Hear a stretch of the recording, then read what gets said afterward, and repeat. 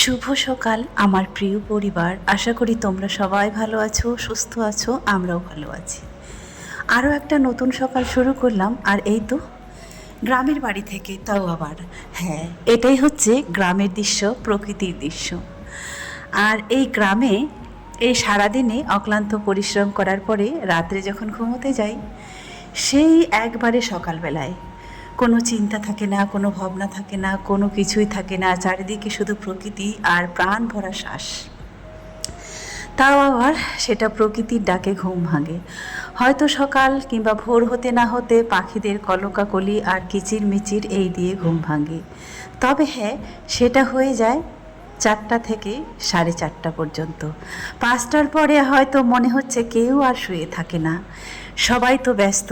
ঘুম থেকে ওঠার পরে যে যার মতো কাটে, কেউ মাঠে যায়, কেউ ঘাটে যায়, কেউ চাষবাস, কেউ আর কিছু। আর এখন তো সময় চলছে ভুট্টার। আর এই তো ঘুম থেকে উঠেই চলে এসেছে মাছ, তাও আবার টাটকা টাটকা এই আমাদের কাছের নদীর মাছ। আর এই তো কাজ কত দূর হলো, ভেতরে মিস্ত্রি দ্বারা কাজ করছে আর আমি বাইরে থেকে দেখছি কতটা হচ্ছে। এই তো 2-5টা হয়েছে আর 1-5টা আছেই। তবে একবারে তো আর হবে না, ধীরে ধীরে হবে। একদিন হয়তো একটা ওয়াল হচ্ছে, আর তারপরের দিন হয়তো আর একটা হচ্ছে।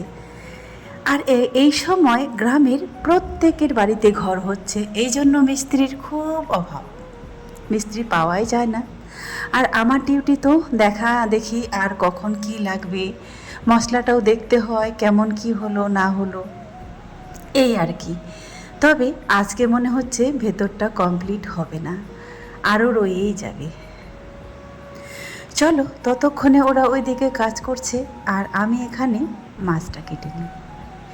দেখতে পাচ্ছ এত বড় বড় টাটকা, তাও আবার নদী থেকে সবে মাত্র নিয়ে এলো। এই মাছগুলো কিন্তু শহরে পাওয়া যাবে না। আর রিয়া বলল, মা আজকে তুমি এটা যেমন ছোটোবেলায় রান্না করতে, আমি যখন বাড়িতে থাকতাম এই টাটকা মাছগুলো হাতে মাখিয়ে তারপরে কড়াইতে দিয়ে এদিক সেদিক করে ব্যাস রান্না হয়ে গেল, কমপ্লিট। আর গরম গরম ধোয়া ওঠা গরম ভাতের সঙ্গে ব্যাস জমে যায়। আর বলল আমাকে অর্ধেকটা অল্প একটু ভেজে দিবে। আর প্রত্যেকটা মাছের পেটে ডিম আছে। খেতে যা লাগছিল আর কি বলবো। তারপরে আবারও চলে এলাম মাঠের দিকে। আমি যাচ্ছি আর আমার পেছন পেছন ছাগলের বাচ্চাটা কি সুন্দর দৌড়ে যাচ্ছে, তাই না? এই দৃশ্যগুলো কার কার মন কাড়ে বলো তো? আশা করি এই ভিডিওগুলো তোমাদের প্রত্যেকেরই ভালো লাগে, আর তাই এত এত ভালোবাসা দিচ্ছ। হ্যাঁ, আমি জানি আমি গ্রামে থাকি, গ্রাম আমার ভালো লাগে। তবে কি বলো তো, এই বাচ্চার পড়াশোনার সূত্রেই আসতে হয়েছে আর কি। না হলে এইরকম মন কাড়া গ্রাম দৃশ্য প্রকৃতি সব সময় আমাকে টানে। তবে একটা কথা কি বলো তো, গ্রাম সব দিক থেকেই ভালো, এটাও বুঝি। তবে এই যে আমার গ্রামটা যেখানে, যেই এলাকায় বাড়ি, আমার হচ্ছে কালিয়াগঞ্জ থানার বাড়ি। তবে কি জানো তো, এটাই হচ্ছে লাস্ট সীমানা। আমার গ্রামটা থেকে এই থানার আর কোনো গ্রাম নেই, এটাই লাস্ট। তাহলে ভাবো আমরা কোথায় আছি। তোমাদের সঙ্গে কথা বলতে বলতে এদিকে পুঁটি মাছের ঝোলটা কিন্তু রেডি। আর ছড়িয়ে দিলাম কিছু আমার টাটকা গাছের কাঁচা লঙ্কা। এখানে যা খাই না কেন সব কিছুই টাটকা, প্রাণ ভরে শ্বাস আর মন ভরে খাওয়া দাওয়া, তাও আবার সব কিছুই ন্যাচুরাল।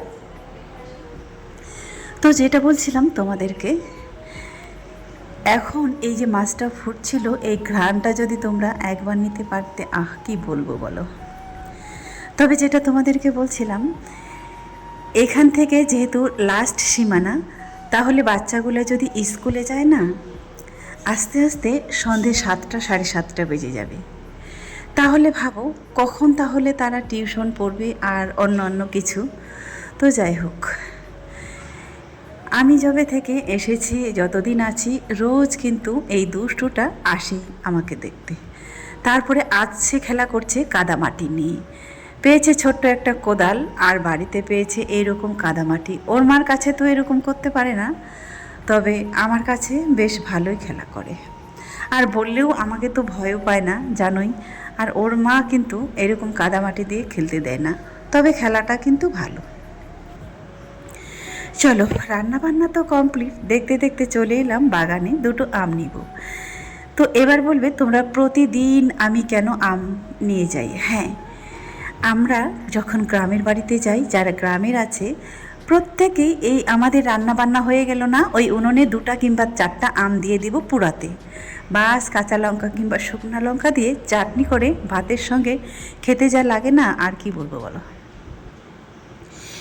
এই বাগানটার জন্য এত মানুষ এখানে থাকে, শান্তি পায়। হয়তো বাগানটা না থাকলে প্রত্যেকটা মানুষ হয়তো কষ্ট পাবে। যারা এই মাঠে ঘাটে কাজ করে, যখন একটু গরম লেগে যায় না, তখন তারা চলে আসে এই মাঠে একটু বিশ্রাম নেওয়ার জন্য আর একটু ঠান্ডা বাতাসে বসার জন্য। আর আজকে হচ্ছিল আমাদের আম পাড়া। কিছু কিছু আম পেরে নিলাম, তোমাদেরকে বলেছিলাম এই বাগানটা থাকবে না, এই বাগানটার লাগানো হবে ফরেস্টের বাগান। তাই আমগুলো মোটামুটি পেরে নিচ্ছি। আর এত আম তো আমরা খেতে পারবো না, তবে কি বলো তো, সবাইকে বলে দিয়েছি যে যা পারবে নিয়ে যাবে যাদের মতো করে। আর আমি মোটামুটি 4 বস্তা মতো এনেছিলাম। এই তো দেখতে পাচ্ছ কত লোকের ভিড়, আমি কাউকে না বলিনি, যারা যেভাবে পাচ্ছে তারা সেভাবেই নিচ্ছে। তারপরে আমি সবাইকে বলে দিলাম আমি তো তুলে দিতে পারবো না, তো তোমরা যারা যারা নেবে নিয়ে যাও।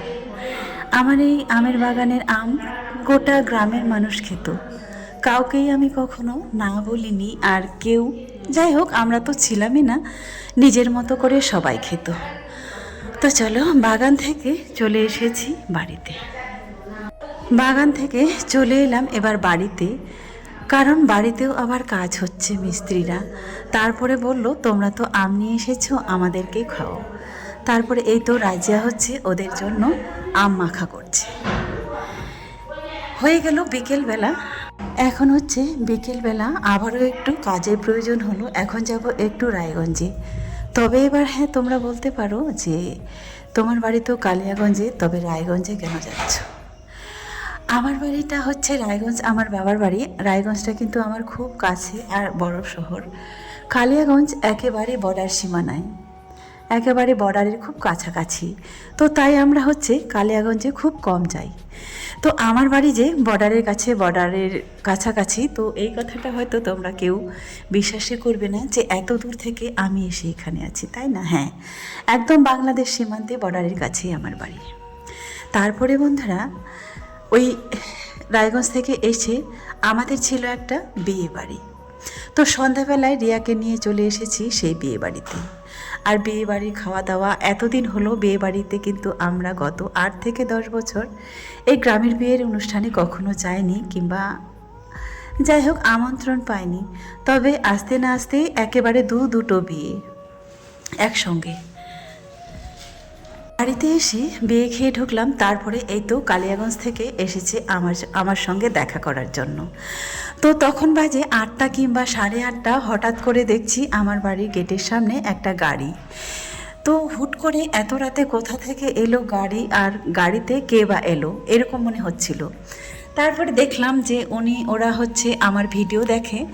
তো ভিডিও দেখে আর যেই না শুনলো যে আমরা গ্রামের বাড়িতে এসেছি, কিংবা তারা ভিডিওগুলোও দেখতো, তাই তারা হুট করে চলে এসেছে আমার সঙ্গে দেখা করতে। তবে দেখা করতে এসে এতটা ভালো লাগলো আর এত কথা হলো তোমাদের বলে বোঝাতে পারবো না।